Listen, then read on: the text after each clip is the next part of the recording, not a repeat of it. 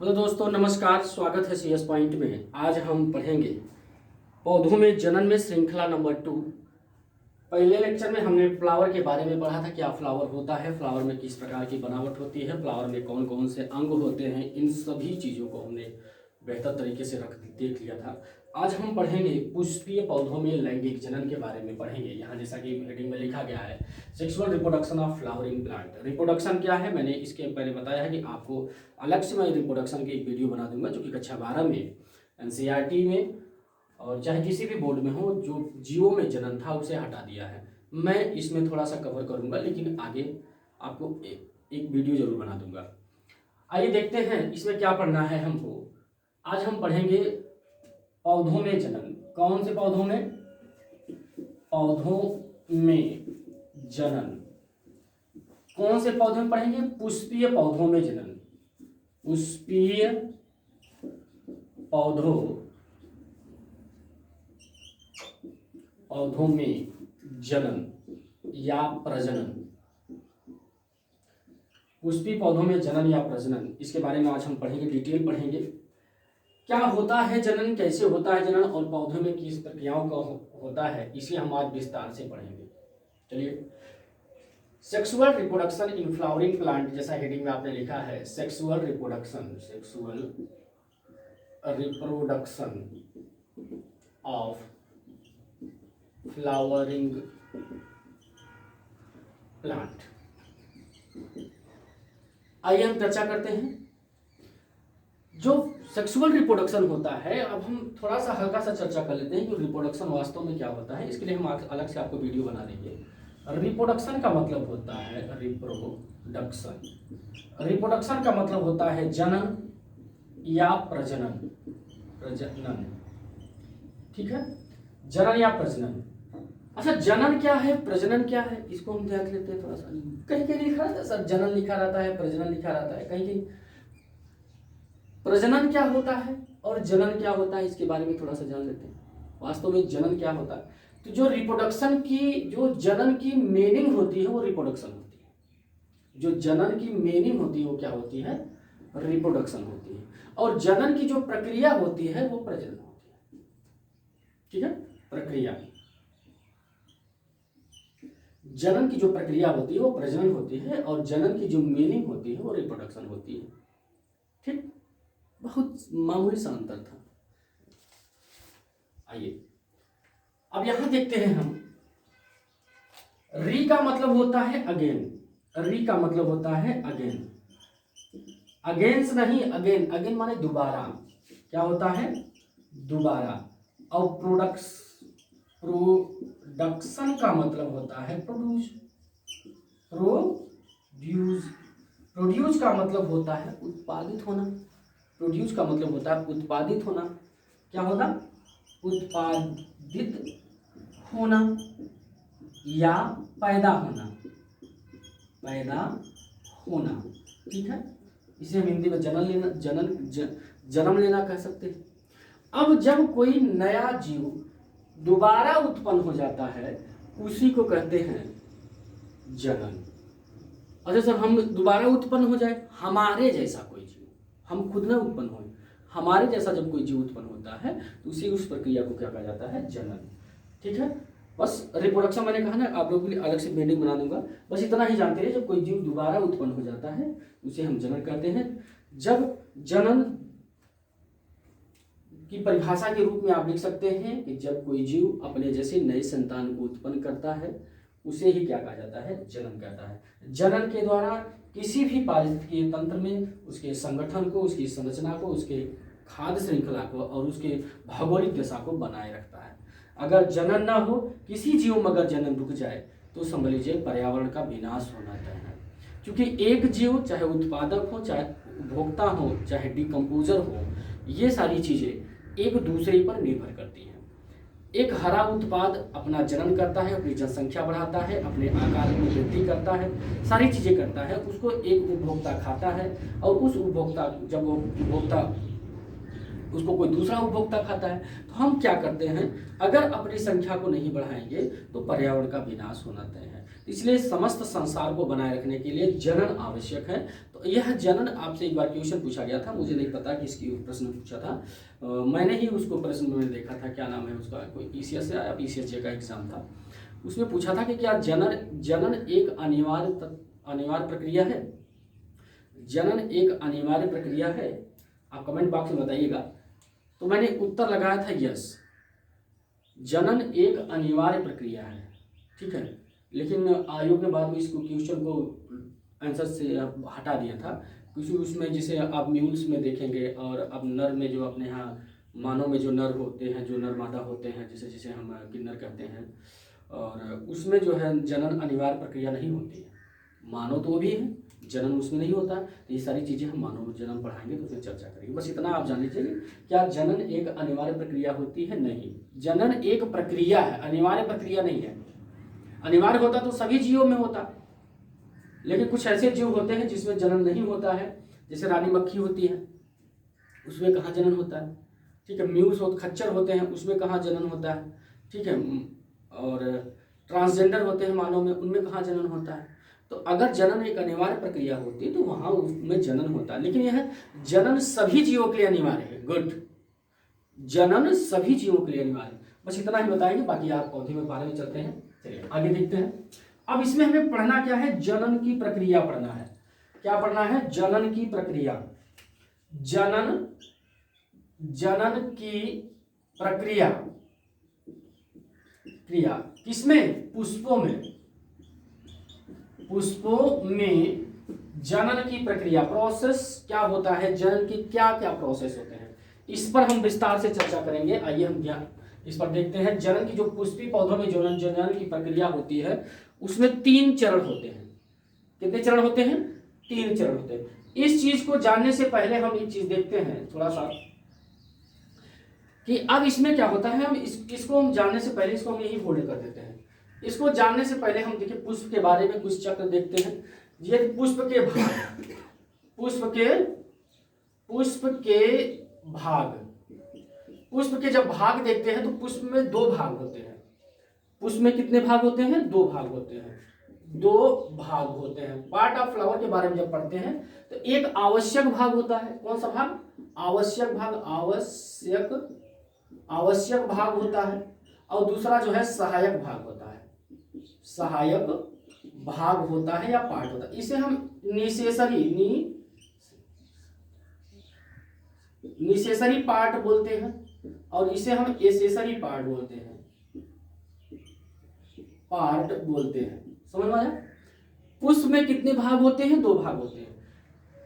चक्र अगर पूछेगा तो 4 चक्र होते हैं।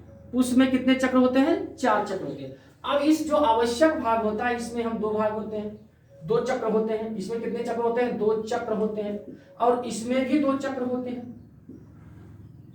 वोर्ल होता है, वोर्ल माने चक्र, ठीक है। अब 2 चक्र होते हैं। तो अगर आपसे पूछेगा कि पुष्प में कितने चक्र होते हैं, तो 4 चक्र होते हैं। पुष्प में कितने भाग होते हैं? तो 2 भाग होते हैं। आवश्यक भाग में आता है एंड्रोसियम आता है, और गाइनोसियम आता है। एंड्रोसियम को हम पुमंग कहते हैं। क्या कहते हैं? पुमंग। और गाइनोसियम को क्या कहते हैं? जायांग या स्त्री केसर कहते हैं, ठीक है। यह पुष्प का नर भाग होता है, और यह पुष्प का मादा भाग होता है। जनन की सारी क्रियाएं इसी में संपन्न होती हैं, इसलिए इसे आवश्यक भाग कहा जाता है। इतनी चीजें समझ में आ रही है? जनन की सारी क्रियाएं इसी में संपन्न होती है, इसलिए इसे आवश्यक भाग कहा जाता है। क्लियर? अब 2 सहायक भाग होता है। एक होता है सेपल्स या कैलिक्स, दूसरा क्या होता है? पेटल्स या कोरोला, ठीक है। ये क्या होते हैं? सहायक भाग होते हैं। ये जो है जनन में भाग तो नहीं लेते हैं, लेकिन जनन में सहायता प्रदान करते हैं। जो कभी भी आपसे प्रश्न अगर पूछा जाए तो पुष्प में कितने भाग होते हैं? तो 2 भाग होते हैं। कितने चक्र होते हैं? 4 चक्र होते हैं।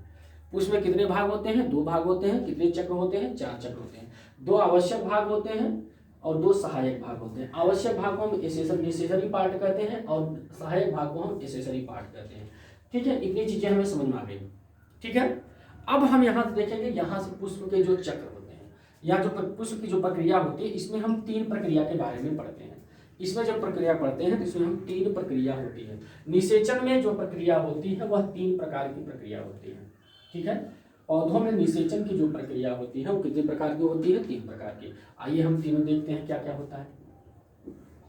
अब यहां से देखेंगे हम जो 3 प्रकार होता है, एक होता है निषेचन पूर्व घटना। क्या होता है? निषेचन पूर्व घटना, निषेचन पूर्व घटना। और एक होता है निषेचन और एक होता है निषेचन पश्च घटना, निषेचन पश्च घटना। ठीक है, इसी को हम ध्यान से देखेंगे। निषेचन पूर्व घटना इसे कहते हैं प्री फर्टिलाइजेशन इवेंट।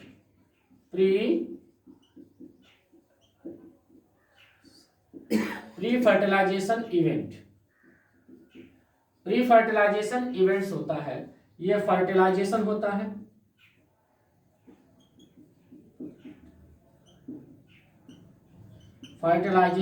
है, और यह पोस्ट फर्टिलाइजेशन होता है।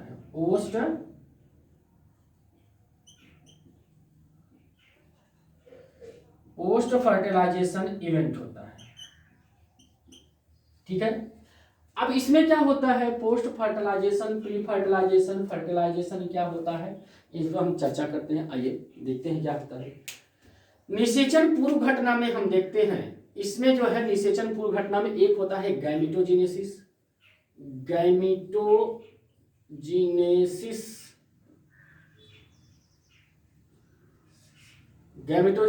और एक होता है गैमिट ट्रांसफर। ठीक है, हिंदी में बताते हैं, अब परेशान न हो। इसे कहते हैं युग्मक निर्माण प्रक्रिया,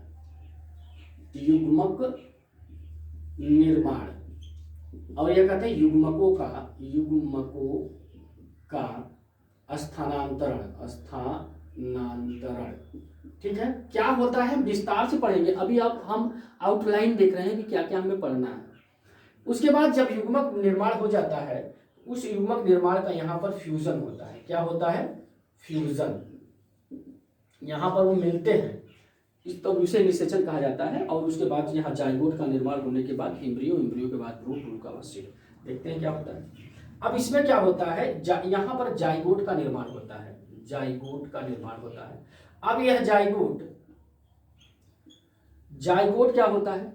अब यह जाइगोट जो है इसे युग्मनज कहते हैं। युग्मनज का निर्माण कब होता है? निषेचन के बाद बनने वाली प्रक्रिया को, निषेचन के बाद बनने वाले युग्मक की संरचना को जाइगोट कहा जाता है। अब इस जाइगोट से क्या होता है? इम्ब्रियो बनता है। अब यह इम्ब्रियो डेवलपमेंट करके सीड बनाता है या बेबी बनाता है। ठीक है, बेबी बनाता है। ठीक है, लेकिन हम बेबी नहीं पढ़ रहे हैं, प्लांट पढ़ रहे हैं, तो सीड पढ़ेंगे। ठीक है, यहाँ पर सीड बनता है। यही पूरी प्रक्रिया हमको पढ़ना है। इनमें काफी लंबा लेक्चर बन सकता है, लेकिन यह लेक्चर इतना लंबा नहीं होगा। यहाँ तो इंट्रोडक्शन है ना, इसको आप देख लेंगे। अब गैमेटोजेनेसिस में क्या होता है? इसमें नर युग्मक बनेंगे, मेल गैमेट्स बनेंगे, और इसमें फीमेल गैमेट्स बनेंगे।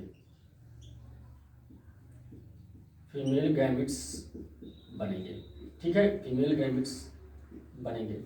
अब ये जो गैमेट्स बनते हैं, इन गैमेट्सों का क्या, कहाँ, कैसे बनता है, इसके बारे में हम चर्चा करेंगे। ठीक है, जो मेल गैमेट को बनने की प्रक्रिया को स्पर्मेटोजेनेसिस, लेकिन इसमें क्या क्या बनता है और इसमें क्या क्या बनता है, ये सारी चीजें यही हमको इतना पढ़ना डिटेल में। ये तो सिर्फ एक आउटलाइन है। अब इसका स्क्रीनशॉट लीजिए, स्क्रीनशॉट लेने के बाद हम इसको इरेज करेंगे, उसके बाद आगे बढ़ेंगे। ठीक है, चलिए अब हम देखते हैं इस गैमेटोजेनेसिस में क्या होता है। गैमेटोजेनेसिस में आइए हम देखते हैं गैमेटोजेनेसिस में क्या होता है।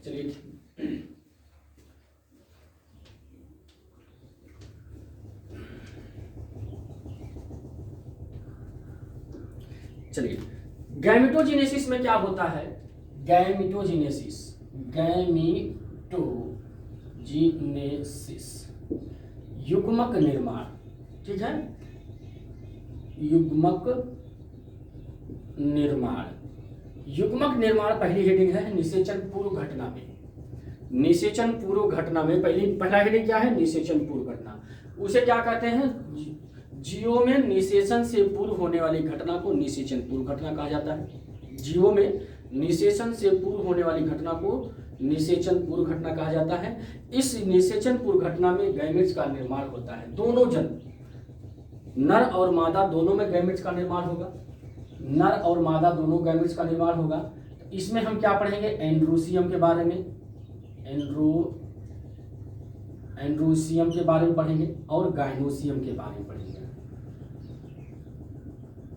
एंड्रोसियम और गाइनोसियम के बारे में पढ़ेंगे। ये क्या होता है? मेल पार्ट ऑफ फ्लावर होता है। मेल पार्ट ऑफ फ्लावर होता है। इसमें हम क्या पढ़ते हैं? इसमें हम पढ़ते हैं स्टेमन्स और क्या पढ़ते हैं? फिलामेंट और क्या पढ़ते हैं? एंथर और क्या पढ़ते हैं? एंथरवाल पढ़ते हैं, एंथर सेप पढ़ते हैं, एंथर वाल पढ़ते हैं, ठीक है, एंथर वाल पढ़ते हैं और पोलन ग्रेन पढ़ते हैं। क्या पढ़ते हैं? पोलन ग्रेन के बारे में पढ़ते हैं, ठीक है। और यही पोलन ग्रेन ही हमारा मेल गैमेट है। क्या है? मेल गैमेट, नर युग्मक है, नर युग्मक, ठीक है। इतनी चीजें हम इसमें पढ़ते हैं। ये तो आपने कक्षा 11 में इतना ये सारी चीजें कक्षा 11 में पढ़े। हम यहाँ से मेन चीजें आगे शुरू करेंगे, बताएंगे जरूर। आगे आते हैं, उसके बाद हम इसमें क्या पढ़ते हैं? अब इसमें हम पढ़ते हैं गाइनोसियम में क्या पढ़ते हैं? पिस्टल पढ़ते हैं, पिस्टल पढ़ते हैं या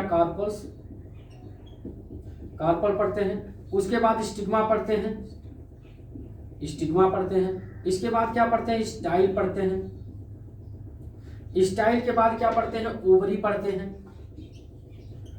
ओवरी के बाद क्या पढ़ते हैं? ओव्यूल पढ़ते हैं। ओव्यूल निर्माण, यही उसी ओव्यूल में, यही ओव्यूल क्या है? फीमेल गैमेट है, गैमेट्स, यही ओव्यूल हमारा फीमेल गैमेट्स है, ठीक है। अब यहाँ नर युग्मक बन गया, मतलब यहाँ पर नर युग्मक बना और यहाँ पर मादा युग्मक बना। यह निषेचन पूर्व घटना हुई, ठीक है। नर युग्मक बन के तैयार हो गया, मादा युग्मक बन के तैयार हो गया, मतलब मैच्योर नर हो गई, मैच्योर मादा हो गया। तो अब इस कंडीशन में क्या होगा? उनके बीच में निषेचन होगा। क्या होगा? निषेचन होगा। निषेचन पौधे में क्या होता है? निषेचन में पौधे को क्या कहता है? परागण कहा जाता है, परागण। निषेचन क्या होता है? परागण होता है। अब परागण में क्या होता है? एक परागकण किसी जीवों के सहारे से, हवा के सहारे से या किसी माध्यम के सहारे से वर्तिकाग्र पर पहुंचता है, वर्तिकाग्र पर पहुंचता है। अब ये सारी चीजें हम डिटेल में बहुत ज्यादा अंदर तक नहीं जाएंगे, जैसे जैसे हम पढ़ाते जाएंगे वैसे वैसे आगे चलते जाएंगे। इतना चीजें हो गया। इसको अब स्क्रीनशॉट ले लीजिए एक बार। स्क्रीनशॉट लेने के बाद आप इसको अपनी ड्रॉ कर लेंगे अपनी कॉपी में, ठीक है। इन चीजों को हमको पढ़ना है। चलिए आगे आते हैं। अब हम देखते हैं स्टेमन्स और एंथर के बारे में, एंड्रोसियम के बारे में पढ़ते हैं। चलिए यहाँ से आपका सिलेबस शुरू हो जाता है। यहाँ से हम दिखाएंगे, पढ़ाएंगे, सब कुछ कराएंगे, ठीक है। आइए, यह एंड्रोसियम क्या होता है? ऐसे आपने कुछ संरचना देखी होगी, इस प्रकार से कुछ संरचना देखी होगी। इस संरचना में क्या होता है? इस प्रकार की संरचना में आप देखे होंगे, यहाँ पर चारों तरफ इस प्रकार के कुछ गुच्छे में यहाँ पर परागकण जैसे संरचनाएं बनाती हैं। ये क्या होता है? यही हमारा एंड्रोसियम है। इतना भाग, यही हमारा भाग इतना क्या होता है? यह जो है इसको दूसरे कलर से कर देते हैं, ठीक है। इसको हम रेड कलर से करते हैं। ये जो भाग है रेड कलर वाला, यही हमारा क्या होता है? एंड्रोसियम होता है। क्या होता है?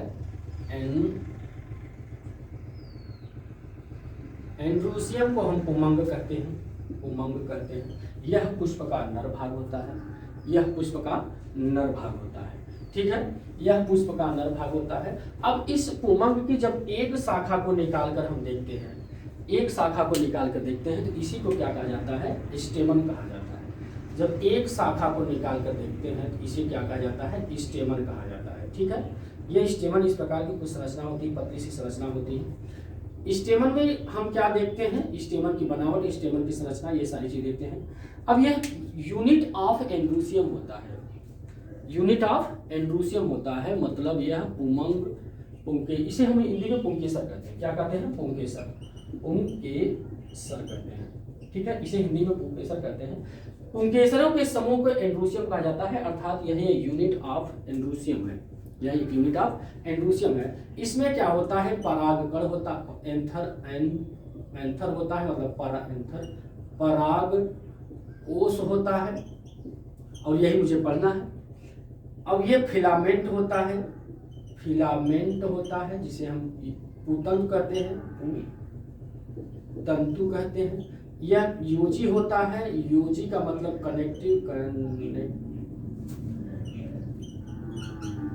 कनेक्टिव होता है। ठीक है, और यह एंथर लोब होता है, एंथर लोब होता है। ठीक है, ये सारी चीजें इसमें होती हैं, और ये सारी चीजें मिल करके तब जाकर के एंड्रोसियम का निर्माण करते हैं। ठीक है, इतनी चीजें समझ में आई। यह स्टेमन क्या होता है, यह एंड्रोसियम की एक यूनिट होती है। इस पुंकेसरों के समूह को एंड्रोसियम कहा जाता है। यह एंड्रोसियम पुतंतु, योजी और एंथर से परागकोश से मिलकर के बना होता है, परागकोश से मिलकर के बना होता है। इतनी चीजें समझ में आई, स्टेमन हो गया और फिलामेंट हो गया। अब हम पढ़ते हैं एंथर। क्या पढ़ते हैं, एंथर। आगे आते हैं, एंथर में हम क्या क्या पढ़ते हैं, इसको हम विस्तार से चर्चा करते हैं। हल्का सा देखिए क्या पढ़ना है हमको, यहां देखना है एंथर। एंथर में हम क्या देखते हैं, एंथर शेप देखते हैं, एंथर वाल देखते हैं, पॉलन ग्रेन देखते हैं। ठीक है, एंथर वाल देखते हैं, एंथर शेप देखते हैं, और एंथर के में क्या बनता है इसे देखते हैं। ठीक है, अब ये हमारा जो हुंडी नुमा संरचना है, एंथर क्या होता है, फिलामेंट के ऊपर एक हुंडी नुमा द्विपालिक संरचना होती है। फिलामेंट के ऊपर हुंडी नुमा द्विपालिक संरचना होती है। यह लोब, पॉलीमर लोब, दो पालिक संरचना होती है, दो पालिक संरचना होती है। इस लोब में परागकण, क्या, परागकण, पॉलन ग्रेन का निर्माण होता है, पॉलन ग्रेन का निर्माण होता है, पराग कण का निर्माण होता है। इसे लघु बीजाणु या माइक्रोस्पोर कहा जाता है। क्या कहता है, लघु बीजाणु, लघु बीजाणु या माइक्रो स्पोर कहा जाता है, लघु बीजाणु या माइक्रोस्पोर कहा जाता है ना। तो हमने क्या पता, एंथर लोब, यह योजी के ऊपर द्विपालिक संरचना होती है जिसमें जो है परागकण का निर्माण होता है।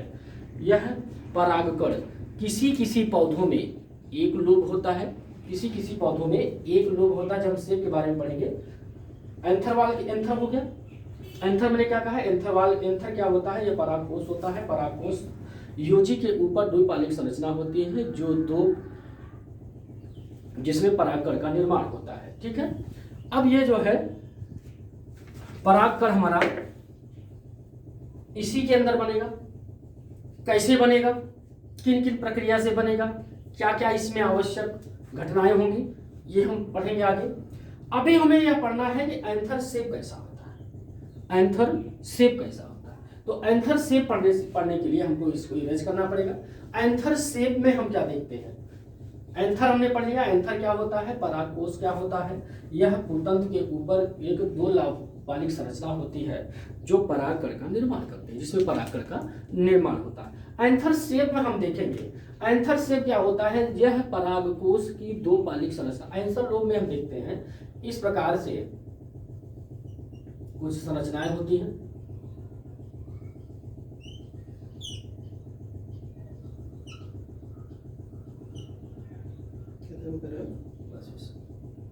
ठीक है, अब इसमें देखेंगे, चलिए आगे हम देखते हैं, क्या देखते हैं, एंथर लोब। एंथर लोब में क्या होता है कि यह जब हम नवीन परागकोश को काट करके देखते हैं, तो यह सेक्शन काट करके देखते हैं, इस प्रकार की संरचनाएं कुछ दिखाती है। अब यह दो लोब होता है, मतलब ये लोब, एक लोब यह हो गया, एक लोब यह हो गया। लोब माने होता है पाली, लोब माने होता है पाली, ना? तो आप कह सकते हैं परागकोश दो पालिक संरचना होती है। एक होता है ये भी पाली हो गया लोब, ठीक है, 2 लोब होता है।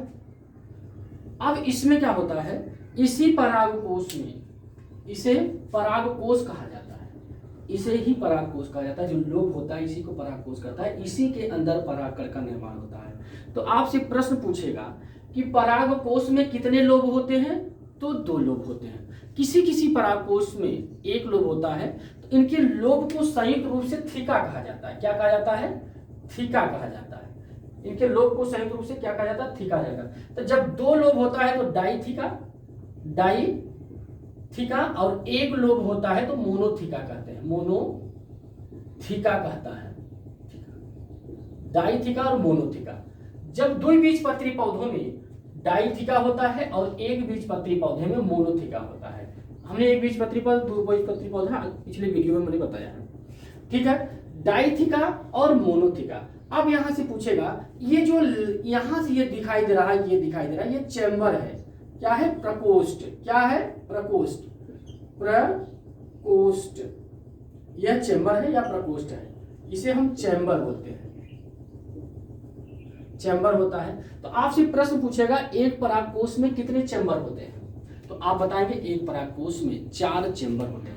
यदि वह डाइथीका है या बाइलोब है, कितना कौन लो, बाइलोब है, बाइलोब अगर है तो उसमें कितने चैम्बर होंगे, 4 चैम्बर होंगे। और 4 चैम्बर होंगे तो कितने स्पोर का निर्माण करेंगे, 4। तो ठीक है, टेट्रा स्पोरेंजिया का निर्माण करते हैं, कितना, 4। ये सारी चीजें हम चर्चा करेंगे। आइए हम देखते हैं इसमें हमें आगे क्या क्या देखना है, और उसके बाद जो है इसको विस्तार से आगे कंटिन्यू करेंगे। बस देखना है कि क्या क्या पढ़ना है, बस आइए देखते हैं। अब इसमें हम लोब देख लिए, एंथर देख लिए, अब एंथर वाल पढ़ना है जिसे हम पुंग बीजाणु जनन कहते हैं। एंथर वाल पढ़ना है जिसे हम पुंग बीजाणु जनन कहते हैं, और यह हेडिंग हम कल पढ़ाएंगे। अगले वीडियो में हम जो पढ़ाएंगे तो उसमें हम एंथर वाल के बारे में पढ़ेंगे। एंथर वाल क्या होता है, कैसे निर्माण होता है, ये सारी चीजें इतना हमने आपको आज आउटलाइन बता दिया है। वीडियो अच्छा लगे इसे लाइक और सब्सक्राइब करिएगा। धन्यवाद।